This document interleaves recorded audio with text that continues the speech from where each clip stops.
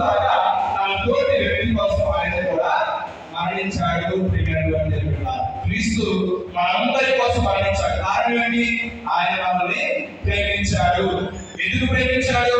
ఆయన మనం పెట్టుదాం కాబట్టి. ఇప్పుడు ఆయన పెట్టుకునేటువంటి మన మీద ఆయనకి ఎలాంటి ప్రేమ ఉంది?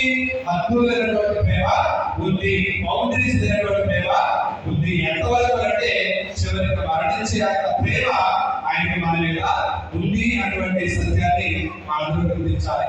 మరణించడానికి కూడా ఆయన వెలుగొచ్చు వేయలేదు కదా, మన కోసం ఆయన మరణించింది. మన కోసం మరణించడమే దేవుని యొక్క చిత్తం. ఆ దేవుని యొక్క చిత్తాన్ని తూచా తప్పకుండా పాటించాడు క్రీస్తు ప్రభు.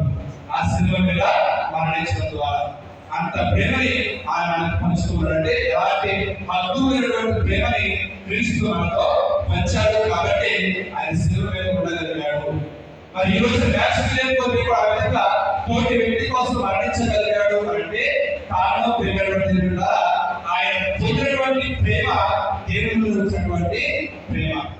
నువ్వు పొందినటువంటి ప్రేమ ఈ భార్యతో వచ్చి ప్రేమ కానివ్వండి, బిడ్డలకు వచ్చినటువంటి ప్రేమ కానివ్వండి, లేదా కుటుంబంలో ప్రేమ కానివ్వండి, ఇవన్నీ కూడా మానవులుగా మనం ఏర్పాటు చేసుకున్నటువంటి లేదా మనం పొందుకున్నటువంటి ఈ లోక ప్రేమ ఇదంతా కూడా ఈ లోకం వారికి శాశ్వతమైనటువంటి ప్రేమ కాదు.